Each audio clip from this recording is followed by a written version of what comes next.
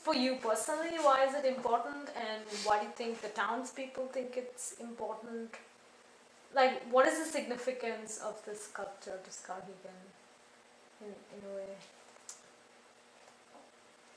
Well, you know, the name Skowhegan is an Indian word, meaning, I guess, a place to watch. And so the Indians were the first ones that settled in this area. I'm sure the fishing was tremendous here along the river, and it made it easy for them to navigate up and down the river. So I think, you know, the fact that it's now part of our heritage. We've had this sculpture there since 1969.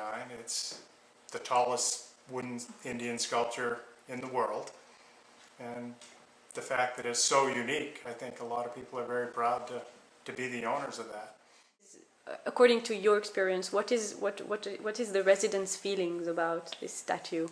Are they today? Is it very polarized? There are those that say this is bullshit, we don't care about it, and it's ugly, and those that really try to get it restored. I think that's true. I think there's people on both ends of the spectrum, and I think art sometimes, especially Impressionist art, is always controversial. I know when the sculpture was first brought to town, a lot of people who didn't understand Impressionist art thought that the sculpture was going to be more realistic looking, maybe in more proportion or whatever, I don't know, more like something out of plastic, who knows. But, and then of course there are people in the community that absolutely love it and are very proud of it, and realize that it's a one-of-a-kind piece of work. So yeah, there's, I think, people on both sides of the spectrum there. Do you know, could you, like, just as someone, have you lived, I don't know your background, but have you lived in Skowhegan long? Pretty much my whole life. Your whole life? Yep. So do you, like, can you tell us some stories about, say, the day it was actually put up, or if the stories you've heard of the celebrations, or... I didn't attend. I don't know what I was doing back in 1969, to tell you the truth. I would have been in junior high school, so it probably was no big deal to me. So I really don't even remember it come rolling into town. I guess it was a pretty big deal because it we came saw in pictures. on a big flatbed truck, and they had all the people show up with a band to play music, and they had invited an Indian tribe to come and do some singing and dancing, and then they had a big crane here to stand it up, and the crane wasn't big enough. So the whole celebration had to kind of wind down until they could get a larger crane.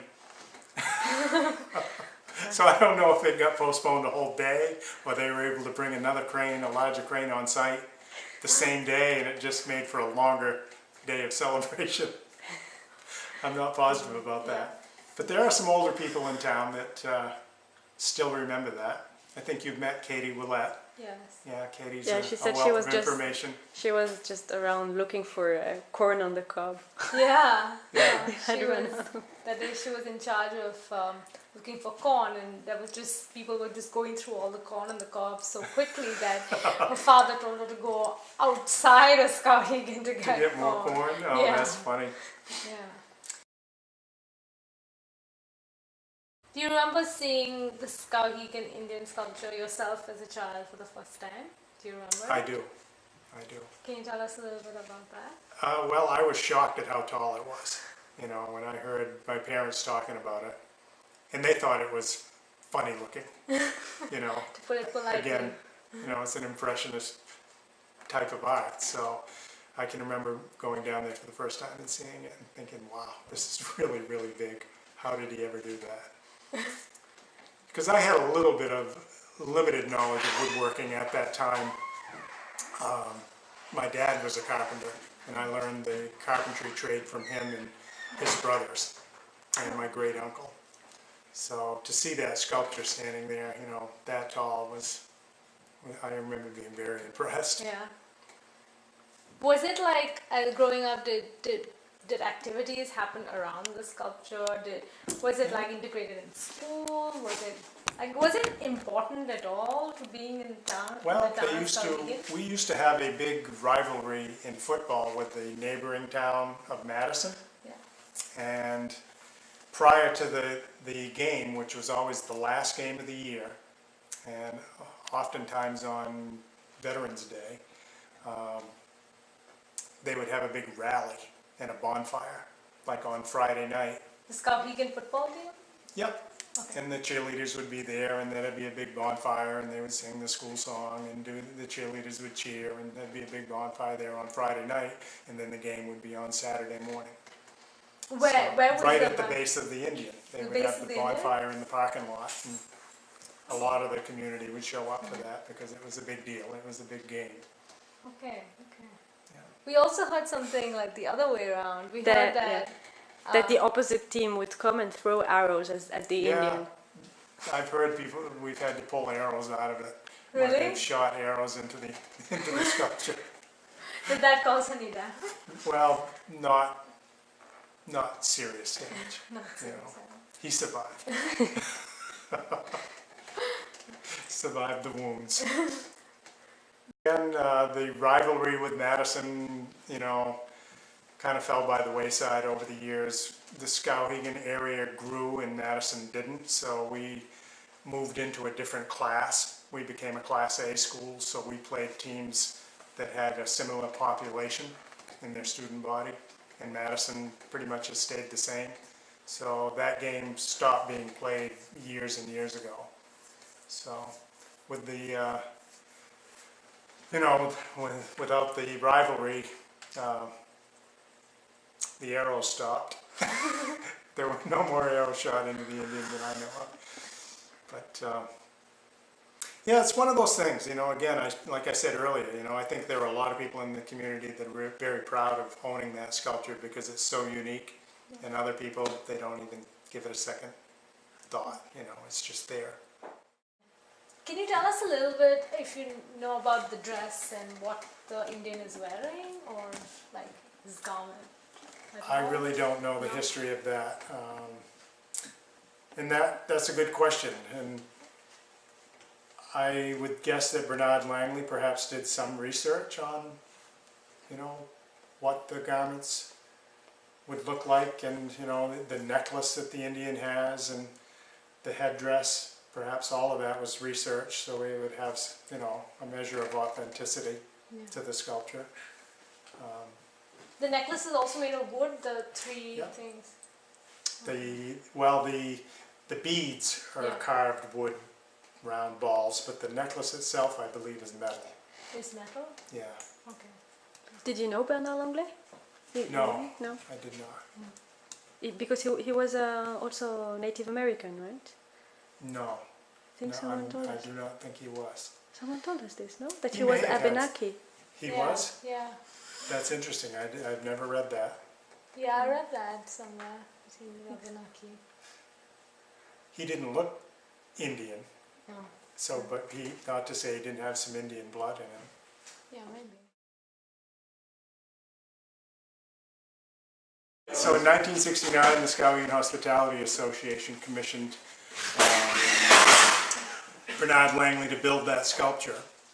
And it was dedicated, I think it took him 3 years to build it, so he must have started it in around 1966. And it was put up and attached to the base in 1969, when they had the big celebration. And then it stood there for all these years with, you know, the residents of Skowhegan being very proud of it, but probably once they'd gone and looked at it a few times, it was, you know, kind of just there.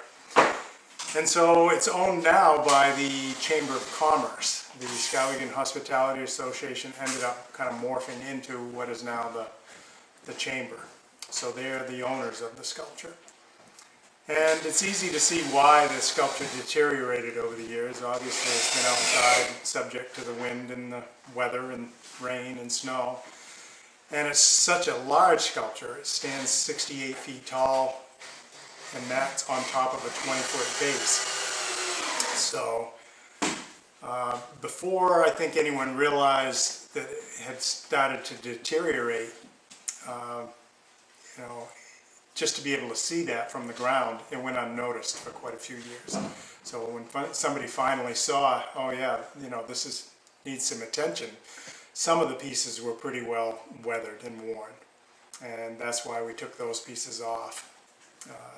Kind of as a safety precaution. We didn't want them falling off the sculpture, and we wanted to take them off while they were still intact enough to either salvage by consolidating them with an epoxy. When was or that? This When was was it? in, we took some of the pieces off in 1998 and then again 2 years ago in 2011. And so now we've got those in storage, and those can be used as patterns for the replacement pieces. And I've estimated that there's approximately maybe 9 to 10% of the sculpture that may need to be replaced. And it's beyond, repair. So prior to my involvement in the project, I was asked to be the general contractor in 2006. So fundraising had been going on for quite some time. Yeah. And it's difficult. The members of the chamber, there's a constant change in leadership. There's been several different directors over the years, and there's different membership. So it was kind of one of those things that was never at the forefront of their activities. It was ongoing, but there wasn't a lot of energy there, and until recently. It's too bad that the Skowhegan Hospitality Association's original vision for that area never came to be realized, because it looked a lot different than it does now. What did it, can you sort of tell us what Well, it was supposed to be? The two buildings that are there to the east of the sculpture, there's a dental office. That building was moved there after the sculpture was put up. That large building was moved. And then the Department of Agriculture building was built sometime in the early 70s. So neither of those buildings were there. And then to the west of the sculpture and in front of it somewhat was an old building that at one time was a grist mill. Yeah. And they envisioned kind of a pocket park, a green space right there, and then utilizing the old grist mill as a mini museum. And unfortunately, the Skowhegan Hospitality Association didn't have a lot of money. What money they did have, they just spent for the sculpture. And before they could acquire any of the adjacent properties, it got bought up or got developed. And it was supposed to be a museum about what exactly? I'm not sure what they. I wonder if know it's they more had about some- Native Americans in here, or Perhaps. more about agriculture and the region. Apparently, on the outside walls of the original grist mill, they had some artwork from the Skowhegan School of Painting and Sculpture. And I'm not sure what happened to those pieces of art and what exactly they depicted.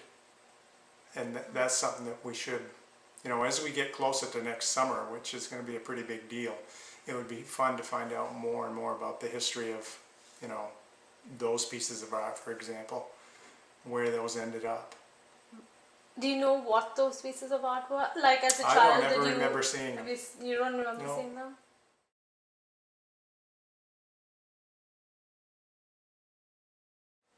Can you take us through technically what the sculpture is made of, and what you're going to be working on next year, or Well,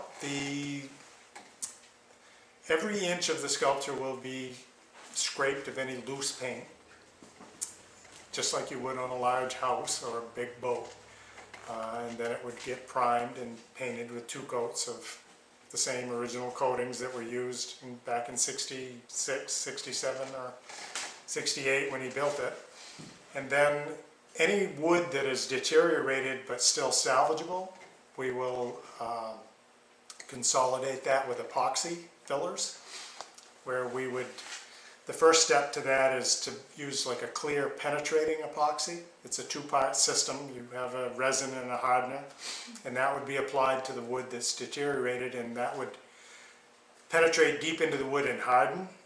And then anything that needs to be filled in, there's other products that have more consistency and is used as a filler, but it chemically bonds to the penetrating epoxy. And then that can be molded, sanded, shaped, and worked just like wood. And we will do that anywhere we can, because it's important to keep any original wood that we can save. And parts that are beyond consolidating with the epoxy, we're going to be fabricating new replacement pieces out of hemlock, which we have drying in one of my drying sheds right now. Last winter, my son and I cut down a 130-year-old hemlock tree, a nice straight tree with a good trunk on it, and we had that sawn about a month ago, and so that's in the building now drying, because it's important to have the wood dry for next summer, so that after it's attached to the sculpture we can paint it. We wouldn't want to be trying to paint any wood that's not completely dry, because the paint wouldn't bond well. Okay. So that's basically it, you know. And what about, I heard stories about squirrels and birds going up the skirt of the Indian, and Yeah, now there's a net. There's quite a few critters that are living in there, Yeah. and we'll hopefully live trap those out and We all- relocate them. We also heard more interesting stories that Corey said, that some people came and said they've been inside the Indian. Like under. I've been up inside it. Really? Yeah, you can crawl up inside quite a ways there. And some of the photo documentation by the engineering company shows where some of the diagonal bracing needs to be replaced. There's some braces in there that are cracked. And after the squirrels and the birds are removed from the sculpture, we're going to install stainless steel wired mesh in all the openings to hopefully keep them, from trying to move back in. Okay. So they've, at the moment, has there been immense damage because the squirrels have made houses or hurt the house or whatever? There's some places, like one of the eye sockets, they crawl in and out of one of the eye sockets. And there was nothing there before, just a hole. But I think they've enlarged it slightly by, going back and forth all these years. Okay. So places like that we may need to, reinforce with some of the epoxy fillers. It's interesting, the majority of the pieces that are deteriorated are the ones that are the most horizontal. So they, like the right forearm was holding the weir, so the top of the arm was the first thing to deteriorate. The top of the other hand held the spear this way, and the top of the hand, the fingers, was the first to deteriorate. Same with both of the feet. All the vertical elements are still in very good condition, considering nothing has been done to them in all this time.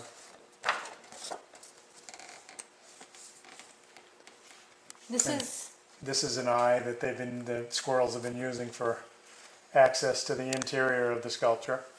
And this is one of the areas around the arm that we will close in with stainless steel wire mesh.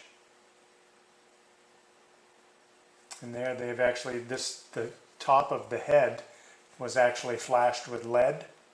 Same type of flashing you would use like around a masonry chimney. Okay. And in this area the squirrels have chewed through the lead to get inside. And this is a wire thing? Yep. What is this part again? It's a head.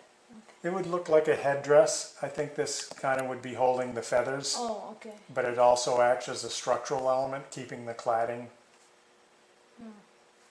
tight to the head. So how will you be doing this? You're doing it on site, right?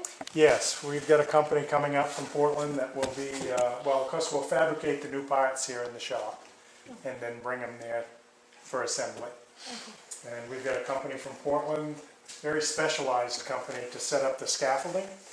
And the interesting thing about this is, even though it's as tall as a 7-story building, typically your scaffolding is required by OSHA to be attached to the building every so many feet. Well, in this case, we can't attach any of the scaffolding to the sculpture. So they're going to be doing a 360-degree scaffold all the way around the sculpture, and that scaffolding will be stabilized by steel cables that will go down into large metal augers that will be driven into the ground. Okay. And that will provide access, because like I said earlier, we're going to have to scrape, prime, 2 coats of finish paint. So we've got to touch every inch of that sculpture a minimum of 4 times. So having the scaffolding permanently erected around the Indian will allow us, day-to-day access, rather than trying to work out of a basket of a boom truck. in the future, once we have this all restored, regular maintenance, touch up the paint and inspections could be done from a boom truck. 2 fingertips. And the majority of the small stuff in the sculpture is held together with bolts similar to this. Okay. And it's interesting that some connections that a 6-inch long bolt would work, he used one that was like 15 inches long. Wow.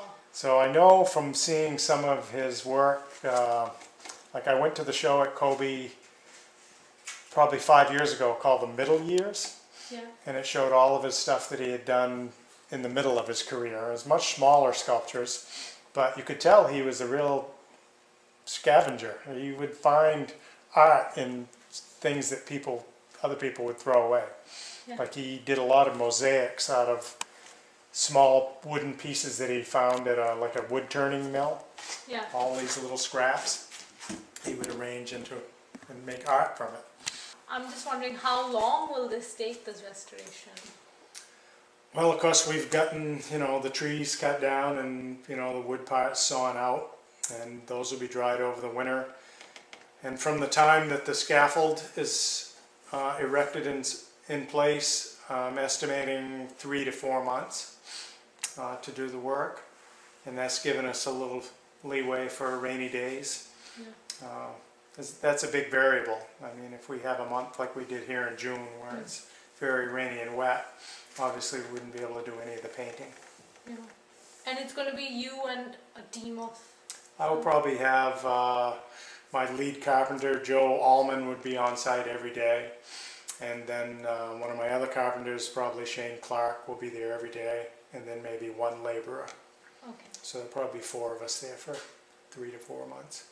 So you'll be going there every day? Every day, unless we get rained out, which, is certainly going to happen on certain days. Yeah. Will that affect your progress in terms of like fixing and restoring it? Well, it would, we can do the woodworking, and we could do the installation of the wire mesh, replacement of some of the metal connectors, some of the galvanized bolts will need to be replaced because they're deteriorated from rust. And we could do the scraping of any loose coatings that are on there, any peeling paint. But as far as priming and the actual painting, it'll have to be good weather and the wood will have to be dry. You said there was the feet because also they're horizontal. What happened to the feet?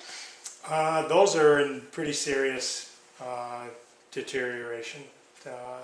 Again, they not only rotted from the top because they receive, rain every time it rains and snow sets on them, but because they're in contact with the damp concrete, they've actually rotted from below.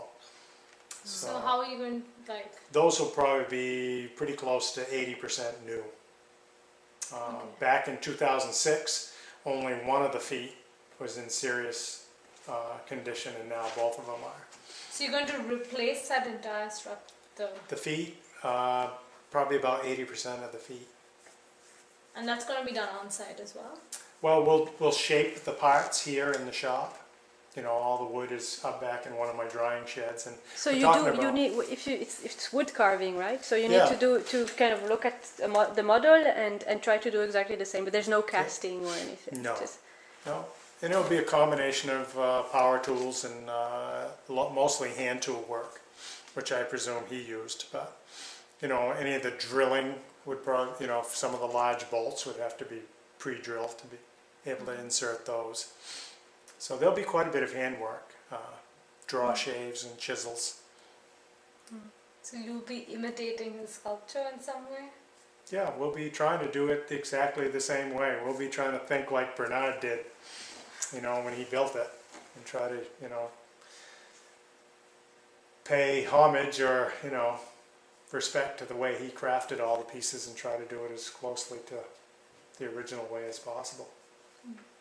So prior to my involvement, they had hired a conservator named Ron Harvey of Tuckerbrook Conservation, and he came and assessed the sculpture and made a list of recommendations, and one of those was to have the sculpture assessed by a structural engineer, because nobody really knew exactly how the thing stood there all these years. Was it safe? Was the wind going to blow it over? So Al Hodson of Resurgent Engineering came and photographed all the areas of the sculpture and documented exactly how it's constructed. And he made some recommendations from a engineering standpoint of how to better reinforce the sculpture. And back then, Ron Harvey facilitated the installation of some steel cables which were attached to the chest of the sculpture down and drilled into the cement base to help stabilize it. And those cables are still there. Stabilize it because it was... Well, it hadn't moved, but they thought this would be a good safety precaution. There's actually a steel I-beam that runs up the middle of the sculpture that's embedded into the concrete base. And then the wooden parts are like cladding. Those are attached to the outside of the steel. So it's a very solid structure. Yeah. It's fascinating that Bernard Langley had the vision that he did. And I don't know if he consulted any engineers at the time, but it's truly fascinating, the scale of this sculpture, how large it is, and that he did this basically by himself over a period of 3 years. And it is very, very large sculpture. So also, in addition to the engineering report that Al Hodson of Resurgence did, they also, Ron Harvey scraped paint from various sections of the sculpture and sent those off to Susan Buck down in Williamsburg, Virginia, where she did a cross-section microscopy analysis of all the paint coatings.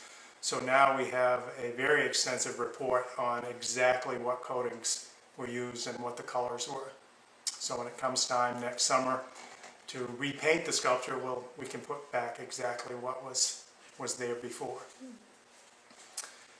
So there was a lapse of time between Ron Harvey's involvement in the sculpture and those things that were done, and he kind of backed away from the project. I think that he did all he could do with his expertise. He really, this sculpture is so large, it's like working on a 7-story building. Yeah. So I think that's where kind of my qualifications as a general contractor, having worked on large buildings in the past, and we've restored church steeples, things of that nature. So when I got involved, we contacted different scaffolding companies to give us estimates on what it would cost to set up scaffold all the way around it. And we've put together a pretty good plan on how we're going to approach this restoration. What do you think also about the fact that the trees around the Indian need to be cut, right? Yes, they certainly do. And again, cooperation from the adjacent landowners is going to be important. But do you think that, because Corey said that one of the reasons it's not getting cut, it's because it also protects the Indian from the element? I don't see it that way. It's certainly solid enough to stand on its own. I mean, you could argue that it helps break the wind, but with the addition of those steel cables that were put in, I really don't see much of a chance that would ever blow over. Okay. And what do you think about, I know that at a certain point there were discussions about putting a roof over the head of the Indian? Well, I've never been part of that discussion.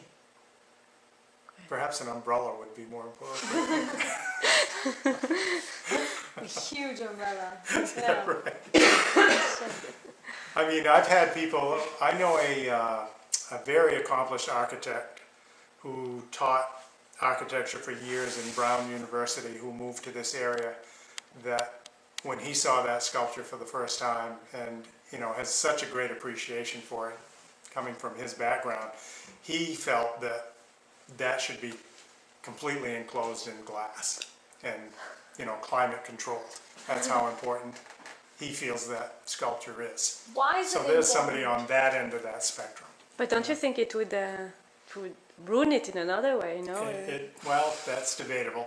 And it would last longer, but it certainly wouldn't look the same from the outside. Last year, a new committee was formed in conjunction with the Main Street program. in Skowhegan, and Margie Brown has been at the forefront of that. She's been the coordinator of this Indian Restoration Committee. And so that with this new energy, they've raised a considerable amount of money over this past year. And we're so close to our goal now that we're planning this restoration for next summer. Can you tell me when did this sort of enthusiasm to restore the Indian come about, and why do you think it came about? Well, I think it started about a year ago, and I think it was just more or less conversation in the community. You know, the fundraising has been going on for so long. Some people were getting a little frustrated, saying, "Gee, when is this going to happen?" We contributed some money here 15 years ago. So 15 years ago, it was money for this restoration. So 15 years ago, why was there an interest? You know, who had this interest to restore or? Well, I wasn't involved with it at that time, but whatever you've heard, a lot of this is whatever you've heard. I would gather the owners, the Chamber of Commerce, realized they had to do something, as you know, it became visible from the ground that certain elements of the sculpture were deteriorating, and so I think that's how it started. And they contacted Ron Harvey initially to get this going. So they did quite well. They raised, I'm not positive about the exact amounts, but they raised over $20,000, maybe $25,000 in the first maybe 4 or 5 years of fundraising. And then of course they spent some of that for the work Ron did, and the work the engineering company did, and the work that, you know, for the paint analysis.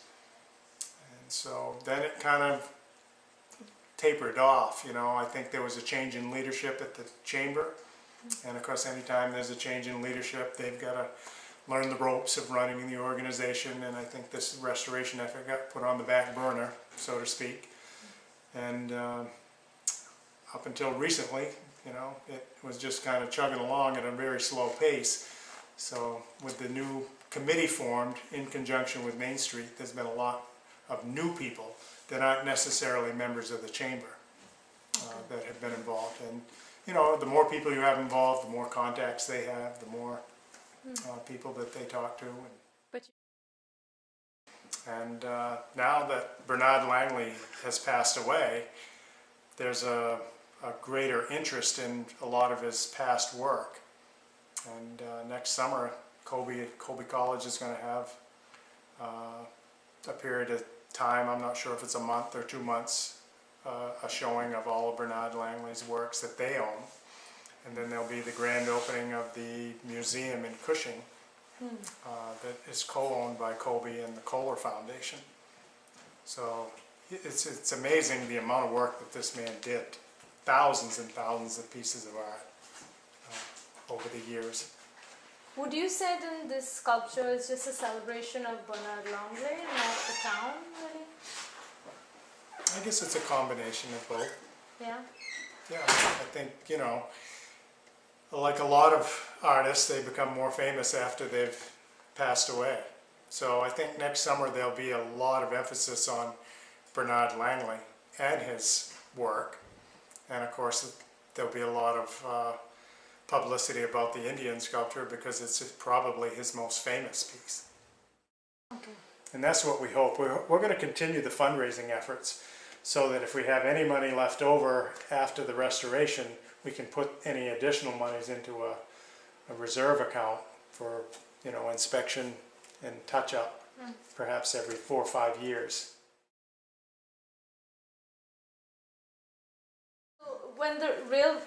Till when was the railroad there in that area? Like till That was before my time. before your time. Yep. Okay. I always remember the bridge that's there now was replaced after the flood of '87. That bridge got washed out.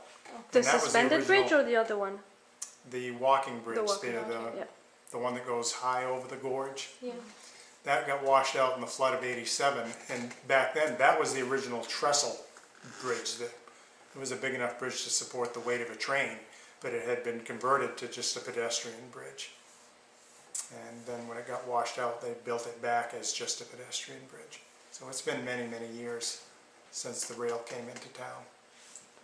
Did you see growing up the logs? Yeah, the logs The logs floating on the down the water? river. Yeah, in fact, my term paper, my senior year in high school, I did a term paper on why we should get the logs out of the river, you know, for environmental reasons. Really? I was a strong advocate of getting those out of there because of the deterioration of the water quality. You know, all that rotted bark and pulp that had sunk was depleting the oxygen supply, so the fish were dying, and it made it impossible to navigate the river by boat because a lot of areas of the river, it was bank to bank, solid Yeah, I was floating seeing logs, which was never in the original agreement. They were supposed to allow passage along the river by booming, you know, having boom logs to contain Yeah. the pulp that was floating down, but there were a lot of sections of the river in this area that were bank to bank solid wood, so you couldn't take a boat up the river. When did it stop? The log? over the river? Not long after that, because I can remember getting a lot of my information for my term paper from one of the state representatives from Skowhegan, Charles Everett Dam, and he had the bill in legislature to force the logging companies to stop the log drive. And so I would say 75, 76 might have been the last year of the log drive. Okay. And the river has cleaned up dramatically since then. Well, It's we, good we, for we only swimming and watched boating. from the outside. It must have been so dramatic and beautiful. We saw pictures. It's crazy. Yeah, it was quite a sight to see all that wood floating down. And I think a lot of people came to Maine to see that, because there weren't too many areas of the country that still did that. Way back when they actually floated tree-length logs. And that was always problematic because they would get hung up much easier than the shorter 4 and 5 foot long pulpwood.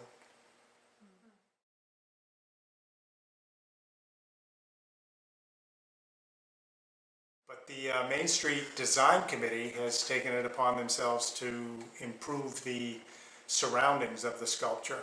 That's on their task for 2013 and 14. And so they're talking to the adjacent landowners to try to get their cooperation.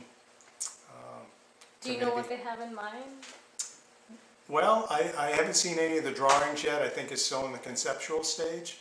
And unfortunately, the Chamber of Commerce only owns the footprint of the sculpture. They do not own any land around it, not even 6 inches around it. They have an easement the exact size of the base. So it's going to take a coordinated effort with the adjacent landowners to come up with a plan, you know, for new landscaping and maybe a different, the long-range plans for the municipal parking lot include a tree-lined path, a pedestrian corridor, if you will, that would be connected to the walking bridge that crosses the river. Oh, yeah. So when you came off the walking bridge and crossed Russell Street, Commercial Street, you would then pick up this tree-lined path down the middle of the municipal lot, which would lead you straight towards the Indian. And this would kind of follow the path of what the old railroad tracks were. That's where the railroad depot was, in the middle of that municipal lot. So we're hoping maybe to continue that same tree-lined path on the other side of High Street, which would be in that smaller parking lot behind Cumberland Farms.